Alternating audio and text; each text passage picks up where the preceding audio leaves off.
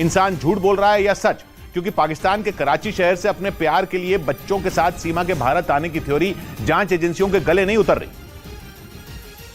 और इसी वजह से जांच एजेंसियां सीमा हैदर और उनके प्रेमी बताए जा रहे सचिन मीणा से पूछताछ में जुटी हैं। एक रोज पहले यूपी एटीएस ने करीब 7 घंटे तक सीमा, सचिन और सचिन के पिता नेत्रपाल से पूछताछ की और अगले दिन एक बार फिर यूपी एटीएस की टीम पूछताछ के लिए सीमा को लेकर निकल गई। सीमा हैदर को पूछताछ के लिए एटीएस की टीमें यहां से लेकर गई हैं। उनके साथ उसके 2 बच्चों को भी लेकर गई है। जांच एजेंसियों को शक है कि सीमा हैदर झूठ बोल रही हैं, क्योंकि पूछताछ के दौरान उन्होंने कई सवालों के संतोषजनक जवाब नहीं दिए। इसी वजह से पुलिस सूत्र ये दावा कर रहे हैं कि यूपी एटीएस सीमा का पॉलीग्राफ टेस्ट करवा सकती है। इस बीच पाकिस्तान के कराची शहर की रहने वाली सीमा हैदर के पड़ोसियों ने कैमरे के सामने उनकी पूरी सच्चाई से पर्दा उठा दिया। पड़ोसियों का दावा है कि सीमा काफी वक्त से भारत जाने की तैयारी में जुटी थी, जिसकी भनक तक उन्होंने किसी को नहीं लगने दी।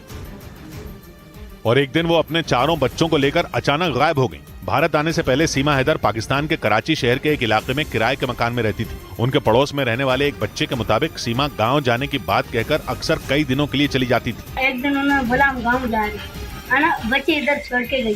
3-4-8 दिन के बाद आई। पड़ोसियों का कहना है कि सीमा ऑनलाइन गेम पबजी खेलती थी, लेकिन किसी को यह नहीं पता था कि वो प्यार की खातिर भारत चली जाएंगी। हम 1 महीना पहले यहाँ शिफ्ट हुए तो सीमा यहाँ से जा चुकी थी। पाकिस्तान के मीडिया के मुताबिक उस इलाके में रहने वाले एक बच्चे को सीमा का एक मोबाइल फोन भी मिला था। दावा है कि उस फोन में सीमा और उनके प्रेमी बताए जा रहे सचिन की कुछ तस्वीरें भी मौजूद थीं।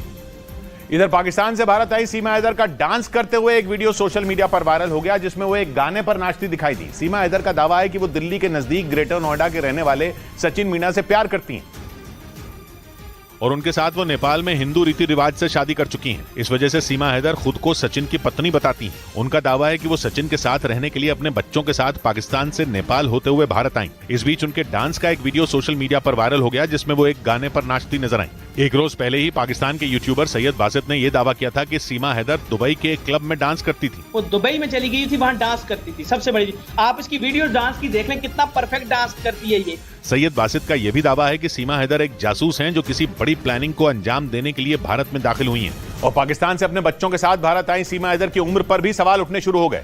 पुलिस एफआईआर के मुताबिक 4 जुलाई को गिरफ्तारी के दौरान पुलिस को सीमा के 2 पासपोर्ट मिले थे, जिनमें एक पासपोर्ट पर सीमा जबकि दूसरे पर सीमा हैदर जैदी नाम लिखा है। इसके अलावा उनके पास से पाकिस्तान का फैमिली रजिस्ट्रेशन कार्ड भी मिला। और सूत्रों के मुताबिक पुलिस को जो दस्तावेज मिले उनसे सीमा हैदर की उम्र पर सवाल उठने लगे, क्योंकि हर दस्तावेज में उनकी उम्र अलग है। इस वक्त वो खुद को 27 साल का बताती हैं, जबकि पाकिस्तान के मीडिया के मुताबिक सीमा ने 15 फरवरी 2014 को गुलाम हैदर से शादी की थी और तब उन्होंने अपनी उम्र 20 साल बताई थी।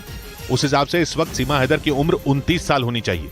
इसके अलावा पाकिस्तान में बना सीमा का एक पहचान पत्र भी सामने आया, जिसमें उनकी जन्म तारीख 1 जनवरी 2002 लिखी दिखाई दी। और अगर ये दस्तावेज सही है तो इस समय सीमा हैदर की उम्र 21 साल होनी चाहिए। और सूत्रों के मुताबिक जांच एजेंसियों की नजर सीमा हैदर के पास से मिले मोबाइल फोन पर टिक गई। पुलिस एफआईआर के मुताबिक 13 मई को भारत आने के बाद सीमा करीब 1.5 महीने तक दिल्ली के नजदीक ग्रेटर नोएडा के रबुपुरा इलाके में सचिन की पत्नी बनकर रही, लेकिन जब कोर्ट में शादी करने के लिए उन्होंने वकील से संपर्क साधा तो बात पुलिस तक पहुंच गई, जिसके बाद 4 जुलाई को सीमा, सचिन और सचिन के पिता नेत्रपाल को गिरफ्तार कर लिया गया। पुलिस एफआईआर के मुताबिक गिरफ्तारी के बाद सीमा के पास से कई दस्तावेज और 4 मोबाइल फोन बरामद किए गए। और आरोप है कि गिरफ्तार होने से पहले सीमा ने अपने मोबाइल फोन से डेटा डिलीट कर दिए थे, जिससे जांच एजेंसियों का शक उन पर गहरा गया। सूत्रों के मुताबिक जांच एजेंसियां इसीलिए सीमा हैदर का सच जानने के लिए उनके मोबाइल फोन से डिलीट व्हाट्सएप चैट और फोन नंबर हासिल करने में जुट गई। इसके अलावा पुलिस को सीमा के पास से कुछ वीडियो कैसेट भी मिले हैं। सीमा का दावा है कि उनमें उनकी शादी का वीडियो है, जिसकी जांच भी की जा रही है। और पुलिस सूत्रों के मुताबिक दिल्ली के नजदीक ग्रेटर नोएडा के रहने वाले सचिन मीणा से पहले भी भारत के कुछ लोगों से सीमा हैदर ने दोस्ती की थी। खबर यह भी है कि जिन लोगों से सीमा ने संपर्क साधने की कोशिश की उनमें ज्यादातर दिल्ली और उसके आसपास के इलाके के रहने वाले थे। और इसी वजह से यूपी एटीएस को शक है कि सीमा हैदर के भारत में घुसने का मकसद कुछ और है। पुलिस सूत्रों के मुताबिक सीमा हैदर ने सचिन से पहले भारत में रहने वाले कई लोगों से दोस्ती बढ़ाने की कोशिश की थी, जिनमें ज्यादातर लोग दिल्ली एनसीआर के रहने वाले थे। ये जानकारी तब सामने आई जब यूपी एटीएस की टीम ने सीमा हैदर से कई घंटे पूछताछ की। और पुलिस सूत्रों का दावा है कि पूछताछ के दौरान सीमा ने हर सवाल का नपातुला जवाब दिया। इस दौरान उनसे अंग्रेजी की कुछ लाइनें भी पढ़वाई गईं, जिन्हें सीमा ने आसानी से पढ़ दिया। यूपी एटीएस के सूत्रों का कहना है कि सीमा हैदर काफी तेज दिमाग हैं और इसीलिए उनसे राज उगलवाना आसान नहीं। और सूत्रों के मुताबिक सीमा हैदर केस की पड़ताल करने के लिए जांच एजेंसियां जल्द नेपाल जाएंगी। पुलिस एफआईआर के मुताबिक 10 मई को सीमा अपने बच्चों के साथ पाकिस्तान से दुबई होते हुए नेपाल की राजधानी काठमांडू पहुंची थी, जहां उनके 2 अलग अलग होटल में 2 दिनों तक रुकने की खबर है।